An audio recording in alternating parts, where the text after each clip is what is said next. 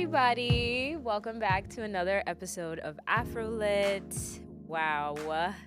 I am joined by a guest that actually knows me. That actually really knows me. We've done business, we've hung out, we've gone to plenty of events, but most importantly, she is truly a Renaissance woman. Oh, wow. Doing amazing things in big New York City, the Big Apple. I have Maison Ludi, or should I give them the government name? The government's fine. I have Ludi with me here today. Welcome to Afrolit. Thanks for having me. Congratulations on your podcast, the rebrand and everything. Thank you. I appreciate it. I know it's been a long time coming, y'all. It really has. No, I'm excited because I feel like we have so much that we could delve into, Okay. but we got to keep it cute, keep it brief. But I feel like the people need to know, cuz I know who you are, but the people need to know who you are. And so I know you've done so many different things when it comes to work, when it comes to your lifespan. So we could start from the beginning, right? So Okay. you're a global citizen, I'll say, truly, right? Born in Switzerland, from Angola and Congo, Correct. but raised in New York City. So break it down for us. When did you move to New York? Well, my family moved to the city when I was one in the late 80s. So I'm in my 30s, guys. So this was like 89. As you can't tell. Straight from Switzerland, but they were in Europe for like the longest.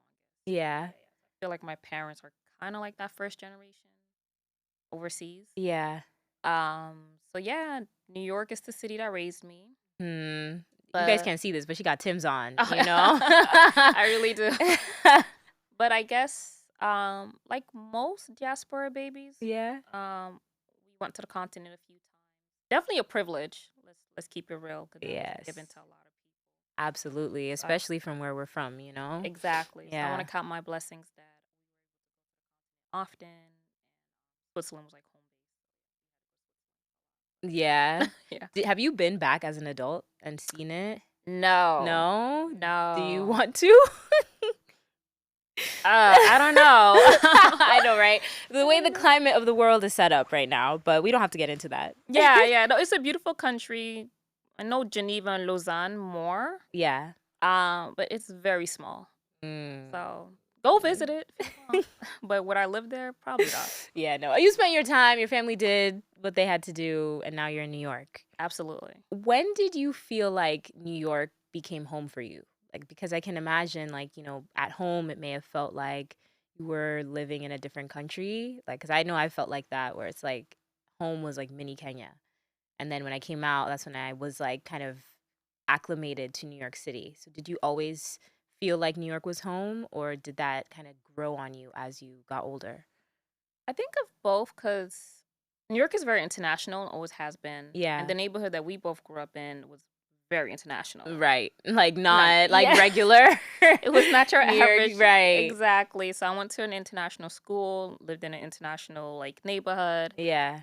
So it was very unique because I remember my parents and their friends throwing parties, and their friends are from like Senegal and Gabon and Madagascar. So like it was literally one Africa meets the Caribbean and like Black Americans. My mom always called them like, "Oh, our brothers and sisters, invite them." So I can see Auntie saying that. yeah, Yeah. So it was lit. But luckily my parents were very open-minded, so a lot of my friends came from different socioeconomic backgrounds. Okay. So sometimes visiting like certain friends or like the cousins of the community because they're Congolese and your cousins. Right. They were living like Southside Jamaica, Queens, and others were in Bushwick. Right? It's not this Bushwick of today, but right.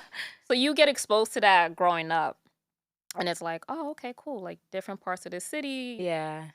Okay, I see what it is. And then you're like, oh, I go to school in Midtown. Yeah. And you see like the two drastically different worlds. Absolutely. Like my friends and I were going to Starbucks when we were 10. This is before Starbucks, like, spread out in the city. So you saw the best of everything, actually. And I'm grateful for my parents for that because they were like, no, you're taking the subway. What? We're not. It's like You're gonna understand all the Absolutely. city and learn the city. And that is a privilege in itself, because like at least you get to learn so much about like where you're from and like what the music is, like what's on the scene, like for like you were outside, you know? Absolutely. Like we claim to be outside, but Ludi was really outside when it was fun and people were Oh doing stuff, yeah. you know?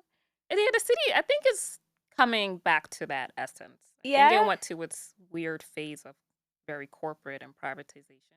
Okay. That's like a whole topic of Right, like and it's my all whole world.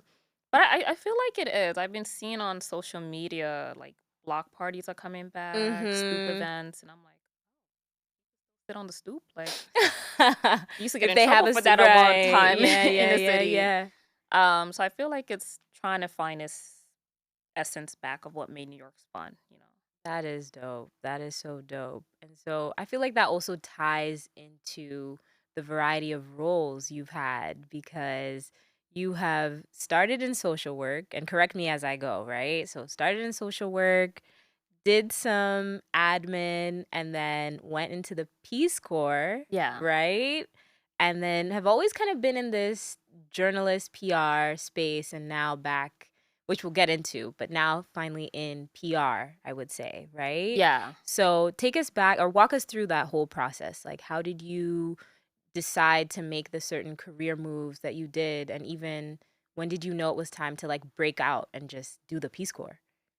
Well, I graduated the year 2009, the crash. So there were no jobs. Ooh. So Yeah. anyone who remembers 2008 going on to 2009, 2010, there's Yeah. literally no jobs. So my graduation year, I remember like telling us, well, good luck. They just literally like Lehman Brothers went down. We never seen that coming in Oh, the yeah, yeah, finance yeah, yeah, world, yeah, yeah. everything else. So I think because I'm not like what Mark Zuckerberg's what maybe older than me. We're not far in age. So like we were Yeah. really that age group of like make your own damn job because you got to figure it out. And New Yeah. York is really a hustling city. It Like I is. would It say if you is. can knock 2, 3 jobs at once, you can float in a Right. city. It's not really advice for your mental health, but if you have to hustle, you got to hustle. It's like mental health pending, But but interim. so my friends and I, we used to like write for music blogs because it's just like, all right, a little like, Concrete loop, all yeah, those things. Wow. little Shout $50 out. here, and Yes. okay, cool. And when because I'm fluent in French, a friend of mine was like, well, there's this like case managing job. I have a lot of West African clients, so I was like, you know what, I need the money. Mm-hmm. So it was more survival, but I will always book shows for friends. We were always like around the music scene. Yes. And Yep. social media was different back then. Like people were still using it for fun. Right. But I remember some of the creatives who are huge today, like shout out to them. I won't say any names, but like She can't give out that free endorsement. no, No, it I'm just kidding. takes me back of that year. Like some Yes. of them, they were like at every scene, right? And we'd be Yeah. like, who are these kids? Why are they at every party? And then I remember one of them became like an art director of Adidas in 2011. Wow. And we were like, oh, you can have a career in this? Like no one knew this was gonna happen. This was like Right. 2011. Yeah. So all the Tumblr kids became serious with their photography work. Oh, Everybody was like, yes. okay, Shout out it's to the time. girls with flowers in their hair. Listen, Writing the the heart whole stamps. right, Yeah, it was like, yes. oh, we got paid. Like this isn't just Being in Soho, just chilling. exactly. Yeah. So that's when we realized, like, oh, corporate America's watching. Which is also, if you know New York's history, it always been like that. If you look at Mm-hmm. Soho of the '70s or what it is today, that's just always been part of New York culture in the media. Mm-hmm.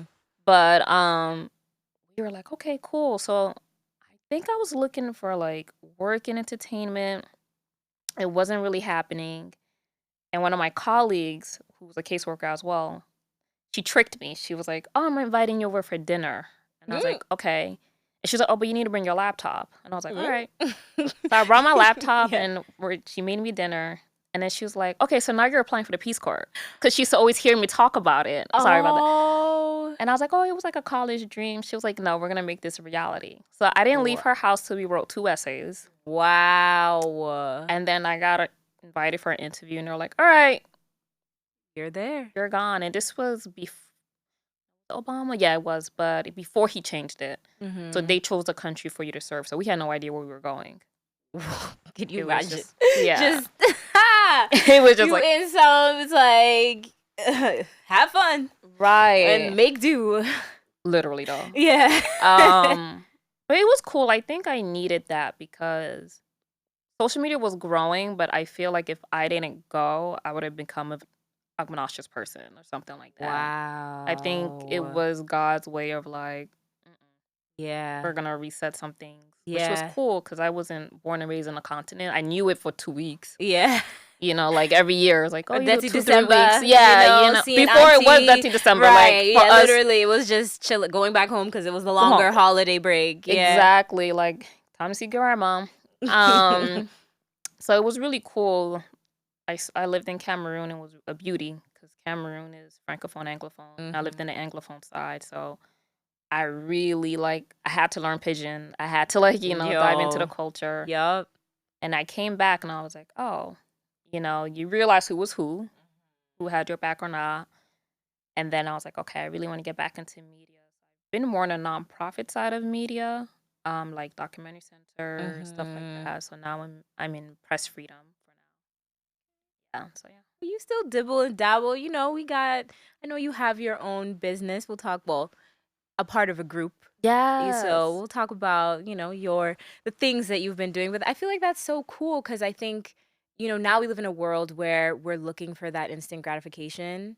Vanity And, metrics, yeah. and it's like also to be seen doing the work, you need to be seen like, oh, if you're volunteering, you need to be seen volunteering, you need to be seen. And it's like, when you were in Peace Corps, even though she does have a documentary about Oh your yeah. time, I know you don't like to.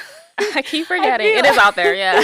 It is live in the world. We need to get the link to that. But anyways, I feel like your story is so amazing because it allows people to also see that there is beauty in the come up, Yeah. and like taking your time with certain things and allowing yourself to have those moments. Yeah, and I think too, in this present day, most people realize you don't need to showcase every step, right? I think back then, Instagram was called Instagram because we instantly posted a picture. Right. You took that picture, it was like boom, you know.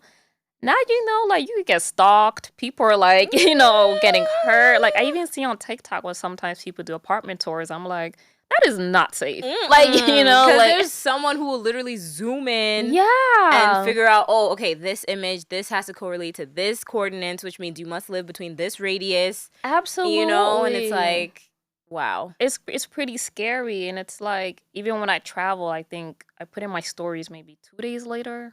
Smart. You know what I mean? So a lot has changed, at least with my circle of friends. None of us post Instantly? at all. We DM memes. Right. Maybe because I don't know if we outgrew it, but I think being private has become the thing now. And I'm just I don't want 3,000 people in I don't know you. You're creeping And me the out. internet feels like people feel entitled on the internet, I feel Tell like you about you, and you're like, what? It's like, no. No, that's not part of my life, but okay. Thanks for telling me. So, moments like that, I look back thank God. Because it's so different now, and you don't know what's a genuine connection. You don't know, you mentioned, people doing things for cloud or stuff like that. So it's hard if you are a content creator where you need to, I guess, showcase a bit. But what do you showcase that's actually work related without too much access to your personal life? I think that's the debate to have today, especially if you're building a personal brand. That's why I like being behind the scenes. Even with my team, that's to the PR firm you're referring to. You don't see my face. I am behind the scenes. I like handling things behind the scenes. People cry. People crazy. People crazy. And on that note of people being crazy, we have a segment called As Seen on Social Media. Oh, Lord. The madness of all these apps. Oh my gosh. I mean, me and you are big. I feel like we're big on Twitter. Like, shout out to Twitter. We really do love Twitter. Would you say Yeah. that? But Twitter has now become the home of so much of this beef. I But it don't. always has been. I'm okay. Yes, that's true. Like when Rihanna used to talk to I us and love clap those era. back. Yeah. Oh my gosh, that was hilarious. But I mean, she's still actually no, she hasn't. She hasn't said anything in the past. Anyway, She we'll minded her see. business. She Like she all of us learned. should be She doing. learned right. She learned privacy is actually the real currency. But Real talk. you know what I mean? But I just feel like so much has been happening on social, especially on Twitter, with all these like hip hop beefs and Oh yeah, that's been a weird yeah, month. it's been a weird time. Like It's like spooky season for like hip hop. It's just weird. I don't know what's going on. Like Nicki has been fighting with everybody, you know. I mean, even take it before that, there was the whole cancel Jay-Z with the Oh, the whole Twitter space. against Twitter Spaces, you know. Yeah. Like even there was a moment. I don't know if you saw the Alte Oh, girls. Jesus, yes. So between Amare and Molly, they had their whole beat. Then Shatawale and Burna Boy. So I'm like, all this taking place on Twitter. What's Twitter got to do with it? You know, like what's going on? It's scary because once it's out there, it's there to stay. You know what I'm saying? And people, shade all these platforms that like take stuff from Twitter and put it on Instagram. They are, I don't know if they have screenshot like police. Cause it's like the moment Burna Boy tweets something, it's a wrap. Like they know. And they're like, you know what I mean? It's gonna be on Bella Naija or whatever those blogs. Yeah. And they like literally have all the receipts. I don't think celebrities understand this. Yeah, it's Cause now we see lawsuits coming up.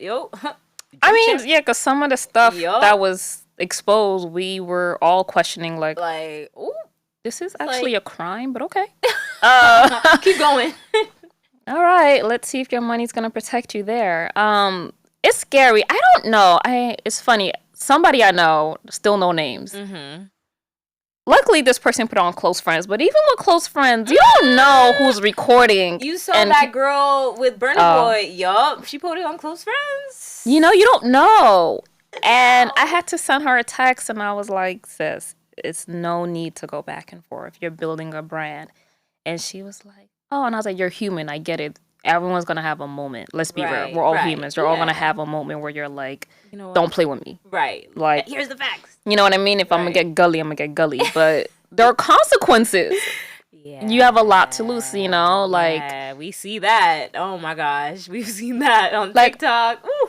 I'm a big fan of Remy Ma, and I always listen to her interviews when she's like, that one moment. Because it's true. If you grew up listening to hip hop, especially being from New York, she was on top of her game. Like, we all had the yellow bang and like black crunchy hair, like, you know, like she was really conceited, you know. That was really that was a moment. It was a moment. She killed it on Lean Back, and then it's like that one frustration moment took it all away, you know.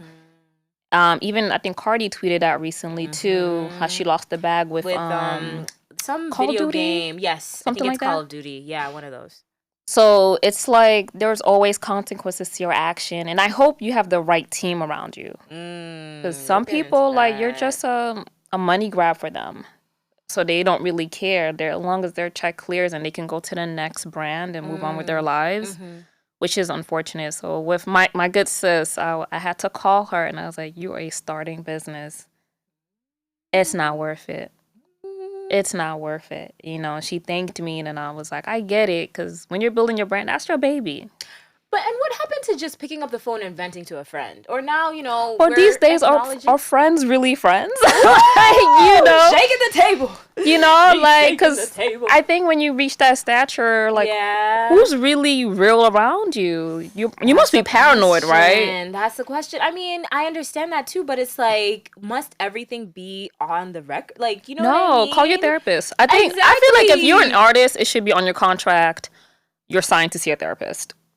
I mean, now they're valuing mental health. You know, they didn't value it before. I still feel like they don't really value it because, like, you know, they understand that, you know, there's always that joke, like, when Adele broke up with her man, like, that means the album's going to be fire. You know what I mean? So it's Mary J. Blige. Yeah, Mary J. Blige. You know, it's the same thing. So it's like, I don't know how much we can depend on, like, the actual company. I also feel like it's the individual.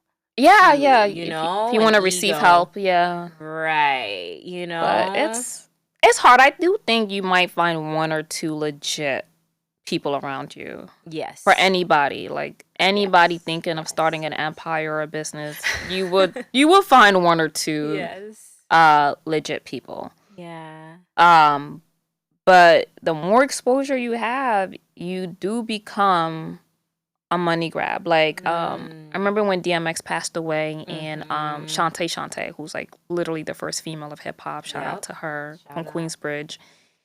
And she said something that really stuck with me because she grew up in foster home. No, not really. There was a time she was out the house, but DMX grew up, foster home, all that stuff. Yes.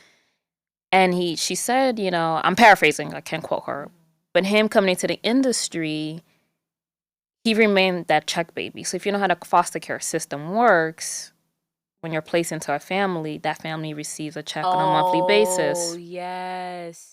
And I thought about that mental process of like, if that's all you knew your whole life, that no matter where you go, you're just a check to this company. You know what I mean? Like, I was really thinking about that. And definitely RIP to DMX. And it's just like, oh. And you don't know, a lot of these artists, not all, some do have really cool upbringing. But other than, they have like traumatic journeys. Ooh, the stories. Yeah, it's kind of crazy. So they don't know authentic love or real protection, You remain a check to everyone else. And that paranoia leads to like kind of the nonsense behavior. And the drug abuse and the alcoholism and all that stuff. And I feel like too, having the agency to say no. You feel like you have to say yes to everything, right? Because it's like, oh, these people are doing so much for me. I need to like pay them back. Like I have to like kind of make do. Absolutely. Right. There is that, and also it's just narcissistic behavior. Maybe you do feel that you have the godlike complex where you're like, I made it and all you guys are eating because of me. So I'm going to keep going about the way I go about. Not that it's right, because no matter whether you believe in God or not, like the same people that you see on your way up are the same ones you're going to see on your way down. Like your time will come. So stay, in the words of Kendrick, like humble, like stay humble. Just sit down. Be humble. Be humble, yeah, because you don't know. You really don't know.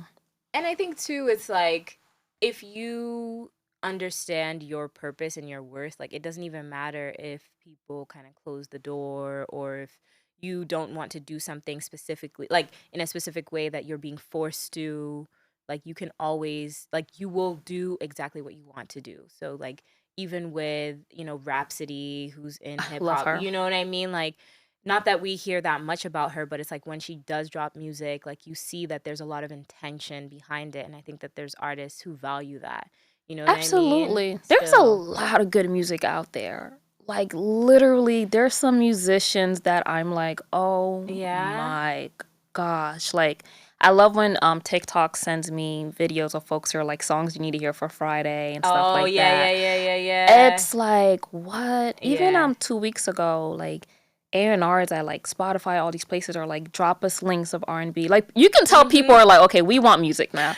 we shake that ass for so long. We pop bottles, There's some really good musicians out there that I feel like 2023 moving forward, we're going to see a shift. We're going to definitely see a shift. But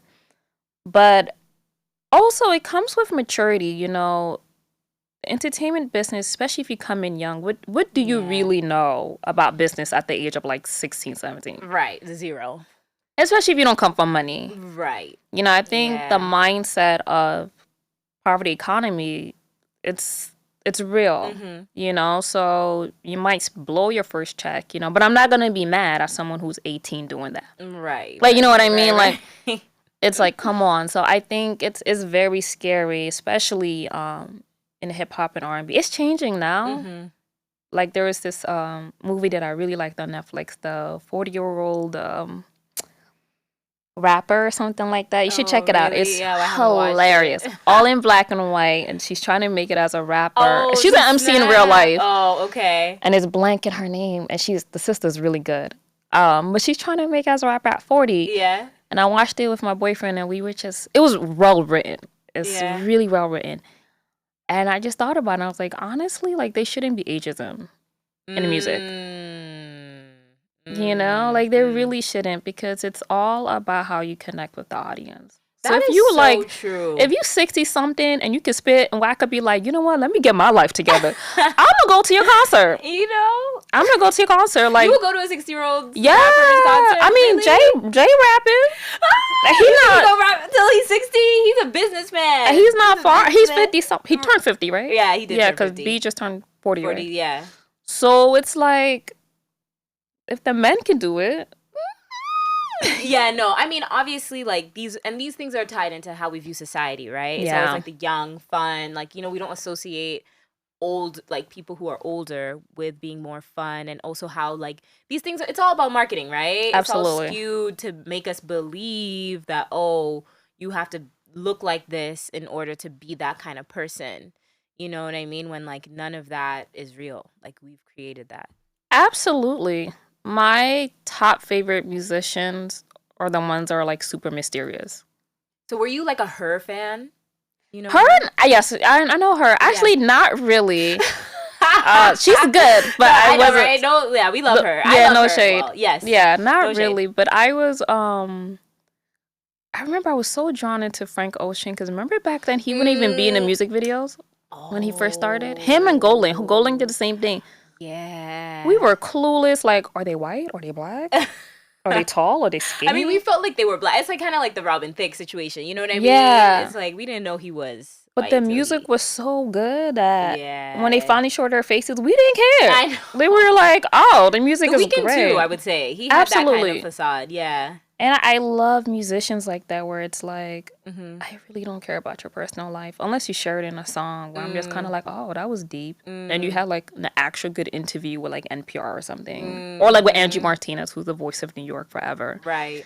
But yeah, I don't want to see Twitter fights, you on the blogs. Like, I really, cause then now I feel like I don't want to know anymore. You know what I mean? It kind of pushes me away. Out, right? Like, I feel like I feel like that was the main conversation even with Nikki and everyone. It's like we didn't, you know what I mean? Like, Nikki. Wow. We were trying to just, like, a lot of people were like, you don't have to say anything. Yeah, the recent drama, it was unfortunate because the original context, she wasn't wrong. Right. About the Grammys. And like, then they shifted. It was like, right. Like, oh, we were about, oh, okay, let's sit down because y'all fighting now. Like, it was just like, it was so, we didn't know what to do. We didn't know where to sit. You know what I mean? It's like, yeah, it's hard because back then, like, I remember, was it 92 or 93? There was no hip hop category in the Grammys at all. So it took Will Smith, Salt-N-Pepa, Queen Latifah, and the list goes on, and they created an eyelash ship to boycott. Wow. And said, you know, where's hip hop? Yeah. And today hip hop's there. And I think you need, and this is any work industry. I don't care if you're a doctor, lawyer, entertainer. Right. Find your allies. Don't go straight to Twitter. Don't start a petition out of nowhere. Find like-minded people who can say, you know what, you're right. This is missing in this department. This is missing. And that's when their, you know, true movement happened. And I think we've seen it with the Oscars too, right? It was Spike Lee, Jada, and a few others who started the Oscars So White. Right. Spike Lee didn't wake up one day and just tweeted at the Oscars like, we all would have looked at him like, Uncle, are you okay? Like, Uncle, like, what's going on? But you know, that's an advice I would say to any industry you're in. Yes. And just make sure, find like-minded. Allies, find your people, find your tribe. So you guys can find the mission and the purpose of like what you guys want to advocate for. And that's how true changes come about, you know? So yeah, you should definitely look it up. It's really interesting how they boycotted in 92. And I think Will Smith actually won Best Rap Album. Oh. Yeah, which was like very... Okay. Amanda, the producer, is nodding. So I think, okay. Yeah. So I would have wished, you know, there was a healthy conversation around it, and then she could have found her allies. The way like the Brat spoke up and said, yeah, you know what, she is right about XYZ. Yeah. But, you know, diverging into another thing I saw on social media, Issa Rae and Usher. Oh yeah. That video was cute. That video was so cute. I They love were, Issa. they were just, so it was a part of, for those who haven't seen, it was a part of Usher's residency, which, by the way, he's performing 3 nights in a week. Yo, Yeah. crazy. Just to think, twice a night. Night. It's not easy. Yo, wow. Usher. But all the legends have done it. Shout out to Diana Ross for making it. Was she the one that started? No. No, it's always been, but like, a she residency like I think it was Elvis Presley. Elvis Presley. Yeah, and it was tragically how he passed, right? But you should watch Diana Ross's 1977 Vegas residency. Oh, The way she set the standard for that, and all the divas have done it over the years. Yeah. Has Beyonce done a residency? No, because she's still. Oh yeah, she's she's her time still- will come. Yeah.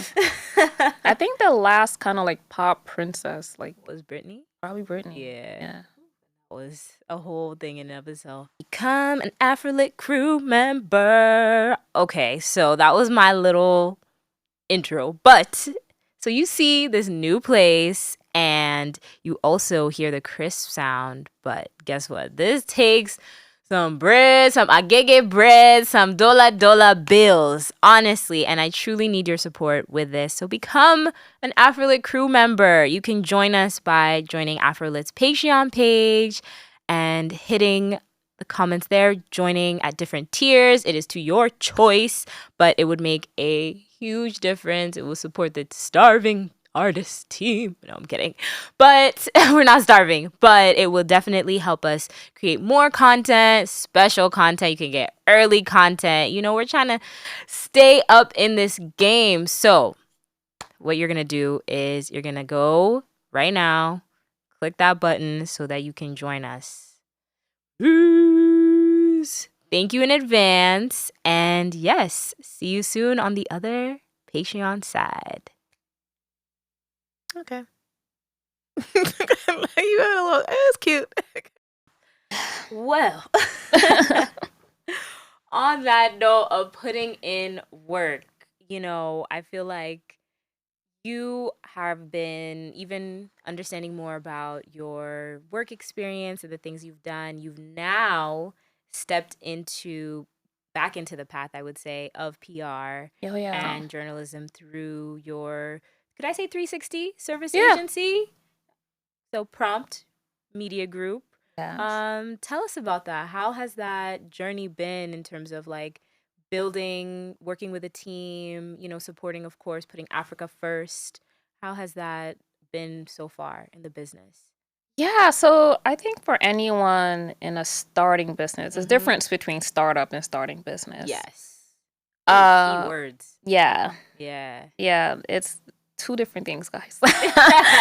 But it's very interesting. So our CEO is Sanami. She's originally from Benin. She's Shout out. yes, she's a fashion designer, but her background is also in PR marketing. Yeah.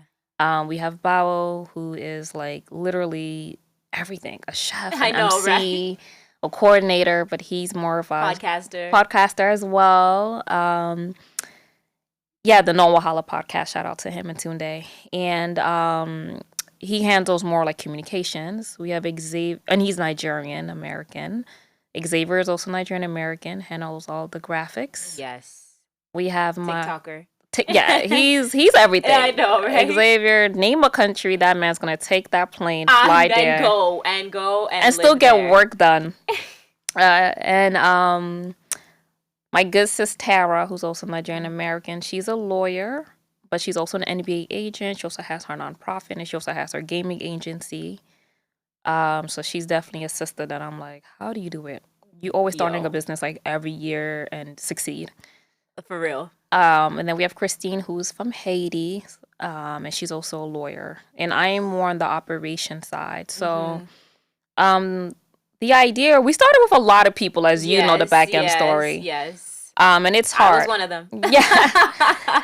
It's not easy. And I was like, there's too many people for a starting business. But now we're down to, if I'm in it, 6, right? Yeah. Yes. So it's really to cross over the bridge of just Black diaspora. So the Caribbean is definitely included. And, diaspora babies like us. Right. Where I have a U.S. passport and I have an Angolan passport, Shout out, You know what I mean? Never going to jail. Word to Jay-Z. Word to Jay. But it was really to just show the diversity. Yeah. Let's keep in mind, Black is not a monolith. It is not. Black is not a monolith, so you can't say the Black culture. That is kind of dangerous to put it out there like that. Yeah. We are so diverse on a global scale. And that's where we come in. Right. Respect the different names of the genres. Respect the different names of the film industry. Because there's history behind it, And our communities is just so global. So and I feel like, not to cut you off, Yeah. but I feel like there needs to be a defining, mechanism. You know what I mean? Because even before we started recording, we were having that whole discussion of how do you even, when you enter these white spaces, how do you even differentiate between, so what's the difference between reggae and Afro? You know what I mean? Like, these people don't know. So it's like, we have to be able to define it and say, like, okay, here are the different genres. Here are the different film industries. Here are the different music industries. You know, like, so many people are doing so many even different clothing, things. right? I think people think Right. wax print, but I'm like, there's also a lot of traditional garments, and I'm Yeah. sure there's data on it, like why certain ethnic groups will use a certain color and a certain print. That's Like wearing white, some storytelling behind there, Right. So, but then it's also our job to educate ourselves. I think it hurts me when I do see brothers and sisters of the diaspora who just don't know, and they go on interviews, and you're like, what in the, Right. Like, there was a certain, Afrobeats musician that came on the Breakfast Club, and they asked for, like, the different genre, and this individual was like, And I was like, boy. Like, you given one job. Yeah, it was so heartbreaking, because it was just like. This is your opportunity to educate so many people. You know what I'm saying? Because, like, 4 years ago, And it's like, no one has to do that research for you. You have a whole assistant. You have a whole and team. you are born and raised in the country. You know what I mean? That person could have been tired. Who knows? Because it is early interviews. Grace. We'll give them grace, I guess. But it was just kind of like, oh my gosh. And I could see the Breakfast Club made progress, because like 5 years ago, I could be wrong, don't count the years, Nasty C was there from South Africa. Yes, I think I remember that. And it was so hard for them to understand that he's just a rapper. I it was remember just like that. Was that Ebro or was that Charlamagne? It was Charlamagne? It was Breakfast Club with Envy, Charlamagne, and Yeah. Angela Yee. And it was so funny to watch, because that. I know, when he was just, so they were trying to like find, I feel like I remember seeing that clip where they were like, so like the African side, like what is the, and like, no, I'm an MC. Yeah. Like I rap. He had to compare himself to Rick Ross, Exactly, and they were like, yeah. Really? Yo, Charlamagne, yeah, I remember that, yes. But then you watched his recent interview with this recent Afrobeats musician. You could tell Breakfast Club did their research. Like, shout out to them for that growth of like, oh no, can you educate us on... And that person blew it, and I was just like, no. So sometimes, one job. Yeah, sometimes it be our own people where it's just like, talk about it. Yeah, but it's really nice to do your own research, find those archives. Like, I'm a big fan of what Amy Saul is doing with Sunu Journal. Shout out to Amy Saul and Sunu Journal. Yeah, I think that's really amazing that she's doing like. The work she's doing is pretty much anthropology and sociology. For real. You know what I mean? And finding those archives that aren't really even owned by us anymore. Yeah. And like bringing it back. Making it visible, The syllabus that she made access to the world, and everyone start looking for those films. And it's like, oh, we always were storytellers. We always were storytellers. And it's just our generation and the generation to come now to say, okay, how do we preserve it, bring it back?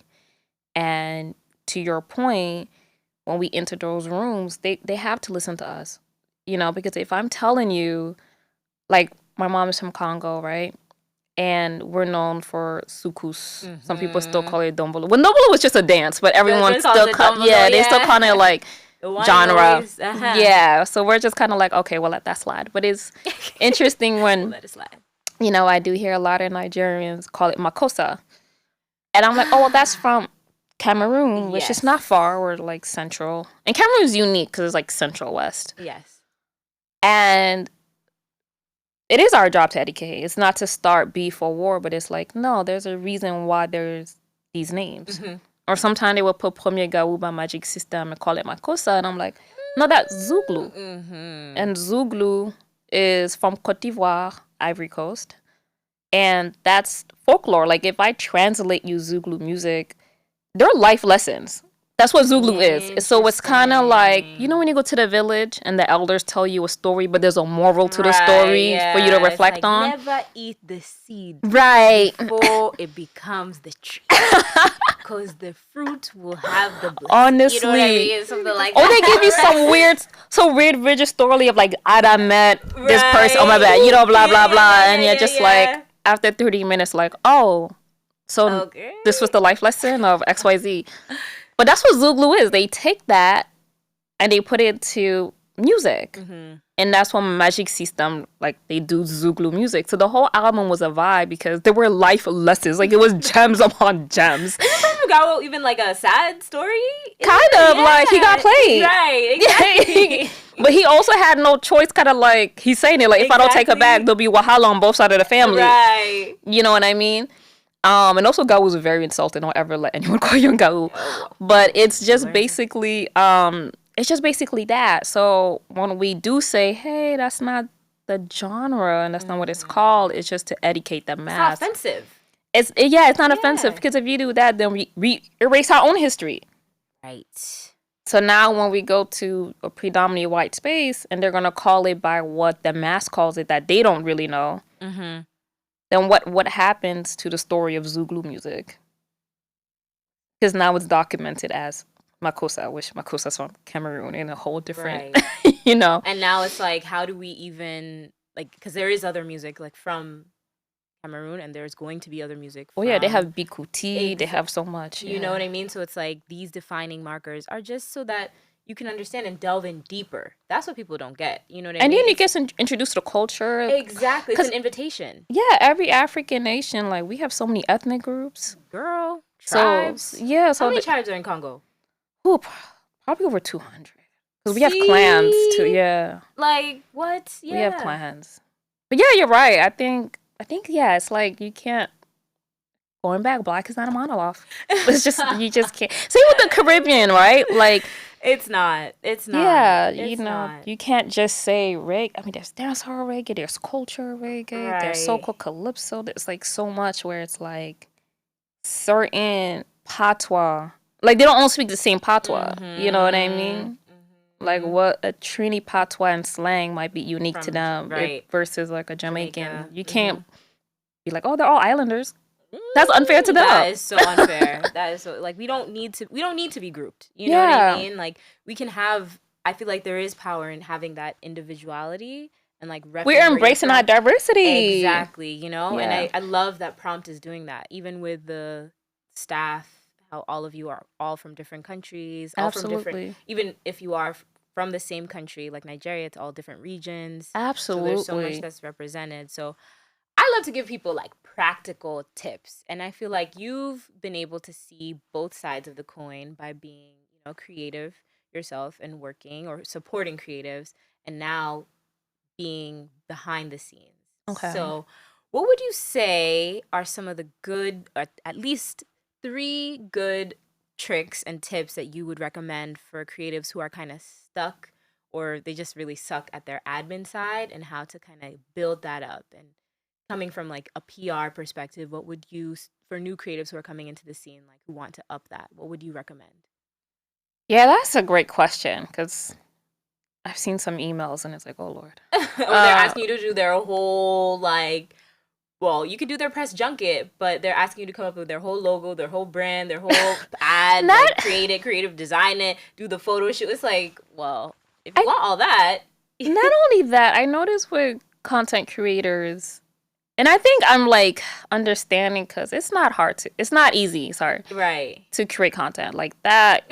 That creative juice, like, shout out to every like painter, musician, dancer, writer, fashion designer, because c'est pas facile. It's not easy at all. Not easy. But ever since the Black Lives Matter 2.0, not the organization, but the movement. A clear definer here. Yeah, don't call yay.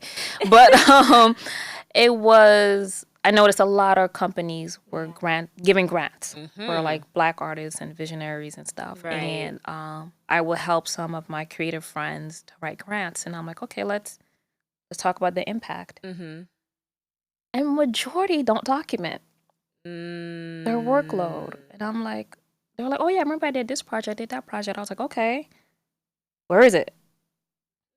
How many people did you reach? And they would give me Instagram would show, and I'm like, okay, no, I see those numbers, but if you're in a setting and let's say you distributed, I don't know, food or something, did not document the amount of attendees, any testimonies, data. Right?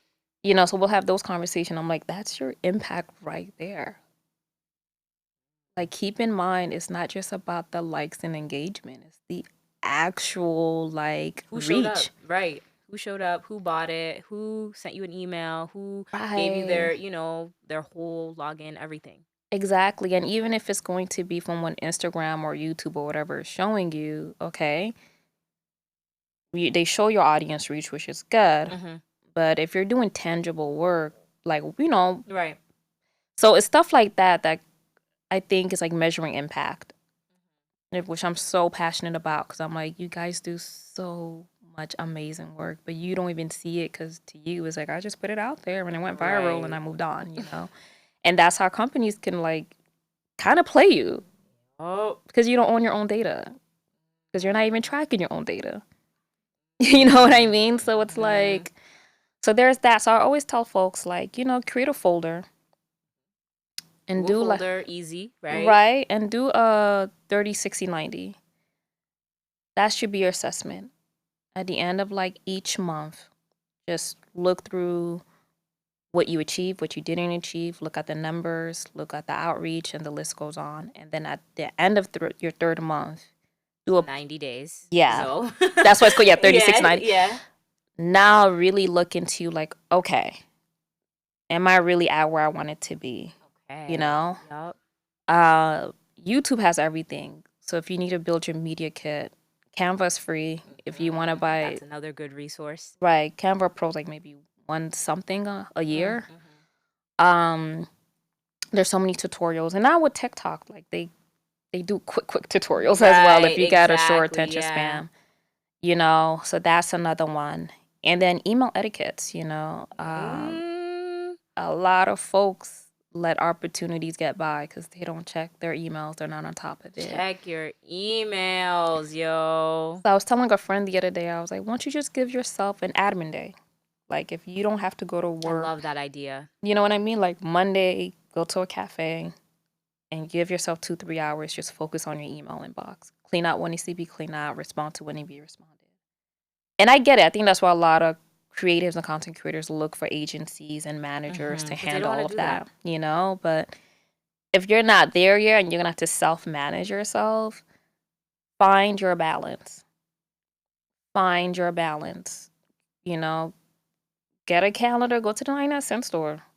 There are a lot of huge calendars there for $1. Right. Max TJ $2. Maxx, right? I was about to say Marshalls, they got their sales. Right. Yeah. And do that 30, 60, 90. Find that admin day. And sometimes it is sacrifices. Sometimes, your friends might want to go out and you're like, shit, I gotta edit. I got, Right, yeah. And for me, I think my time was different. I had the BlackBerry before iPhone became a thing. Ooh, she was a BB. What was it, chat? BBM. BBM. BlackBerry Messenger. I will never forget this one South African song she will shout, "It's time for the BBM." I will never forget that song. Did you have a sidekick too? No, I was about to say you had the triple threat. You had a BlackBerry. Now you got an iPhone. Wow. Yeah, shameless plug, but I had like almost every BlackBerry edition. Like it was. Wow, you had the one with the little like roll the thingy. Pearl. The Pearl. I had the Pearl. Wow, you were quick. Oh, yeah, I had the roll edition. Man. Rest in peace, BlackBerry. I still want the baby fat phone. Oh yeah. Yeah, I still, even though Kimura, still love you, but work on it. But I want that baby fat phone if they bring it back. Right, but my time, there was a lot of horrible bosses. So an email. Not the show. Yeah. Real. Not the movies, nothing, right. But there wasn't like unlimited data. Like the phone plans were different. You gotta pay to text. But you didn't want your boss to find out like stuff weren't done. So I grew up my time of like before, and there was no Wi-Fi on the train back then, the subways. Yep. So right before you got on the train, you had your phone, you were like answering all the emails, get on the train, find a coffee shop, to connect to Wi-Fi and all that stuff. So I know a lot of my friends are like, you're so good with project management. I'm like, yeah, it comes from trauma. Like we did it, you had to be on top of it. You had no choice. And then once the iPhone came, it was the same tactique. Like I used to like wake up to emails, go to sleep to emails. But now I discipline myself where by midnight, I think my phone goes to like do not disturb. Smart. In the morning, I stretch. I make sure I meditate. I don't look into emails until like maybe 9 or something. But yeah, if you're anyone my age group or older, we grew up at the time, like, especially in the creative industry, there was some crazy folks. Like if they were up by 3, that means you were up by 2 again. Oh my god. It was really those days. The Devil Wears Prada. Yeah, and she had a BlackBerry in that movie too. Yeah, it was. Yeah, now I'm just like, I think her assistant, who was only eating like a cracker and cheese. It was dope. Like as funny as that movie was, it was low key real trauma because it's like, you didn't want any projects to go by. Yeah, but now there's so many tools, and download a project management tool. I use ClickUp for my own personal projects, but there's Asana, Hive, Airtable, Monday, Airtable. Right. So set yourself reminders and sacrifice. There are gonna be days you really can't go to brunch. You really can't go to those parties. Just real, give yourself a day or two just to make sure the work is done. Wow. Well, listen, I feel like you are, like I said, Renaissance woman doing amazing things. If you were to look back and speak to your 10-year-old self now, what would you tell her? I mean, it sounds cliche, but definitely trust the process and it's all going to connect.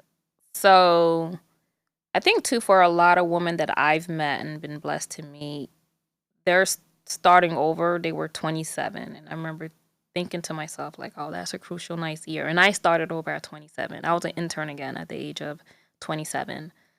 And today, like, things are like, you know what I mean? And look, it's all alive. And I'm not even where I want to be, but it's definitely a lot of us, we have to start over a few times. And it's okay. Like, don't be scared. Don't look at your age. Don't look at like what other people are doing. And I know sometimes social media could do that. Even LinkedIn could be scary for a lot of folks. Absolutely. Because it's like, oh yeah, I just lost my job at this. Now I'm going to Walt Disney to be the creative, I don't know what, of this. And it's like, dang. Let me log out. It could be. But, I think one thing about the United States of America is a country where you have to advocate for yourself in anything. Healthcare, your job. So definitely like network across. If you see somebody on LinkedIn that puts a post that you really like, send, request, send a note, coffee meetups. I've had so many coffee meetups when I was dead broke. But I remember, but those same people made sure I got a job afterwards. So that last $20 turned into $200, So those are type of sacrifices. And there's so many like network groups too now. There weren't many. Like black professionals meet, Yeah. Like R229 Careers and Creatives on Facebook. There's ColorCom for Black people in the media. NABJ, the National Association for Black Journalists. Yeah. So, invite yourself to those places. Sometimes it is taking a sacrifice paying for a membership. Listen. But the real network is there. The real like once you pay for it. Right. Even CultureCon, Yeah, absolutely. So, now there's more and more options and more spaces. So you have to show up. Like no one is gonna do the work for you. No one's gonna be your advocate. Like you'll have people who would bring up your name for a work project, but keep in mind, like, there's this content creator on TikTok, Corporate Bay. Yes. He said something, and I'm going to paraphrase too, but I agree with him. Like, I'm not going to put you on a project if your work ethic is trash, right? Like, I remember. That's a word. Oh my God. Yeah, I downloaded that video and I shared it on my IG story because it's like, I want you to win, but if you don't know how to show up for yourself, like if you don't have an updated resume, if you don't have, right. Yeah, you can't say you've been doing music for so long and you still don't got no press kit. It's like, you're a makeup artist or a hairstylist, you still got no portfolio. Right. Especially all that information is on YouTube these days and it's TikTok. like you can do it yourself too. You don't need, like, if you have an iPhone, you have a camera, So it's like you're going to have to show up for yourself and put in the work. So when people want to put in the word for you, it's easier. Right. But if we do that and there's nothing to show, now I'm not credible. Now I'm hurting myself. Yeah. So these things do backfire. They do. Yeah. So be easy on yourself. Trust the process. Everything will connect and like literally network across. You don't always have to jump for the VP or director. It's like a lot of time it's the assistants. Oh. Or super resourceful. The janitor in the building. Listen, be friends with everybody. Be friends with everybody. You just don't know. But network across and before trying to even go network above, Love that. Well, thank you so much, Ludi. You're welcome. This has been such a nice conversation. Absolutely. Fun talking to you. I appreciate it. I appreciate you coming, hanging out with us. Absolutely. Well, yes, my name is Ekua PM. I've been your host. Make sure to subscribe to our YouTube channel. Listen to us everywhere you find podcasts. Of course, catch us on Patreon with some special stuff. You want to join the crew. So until next time, see you later. Bye.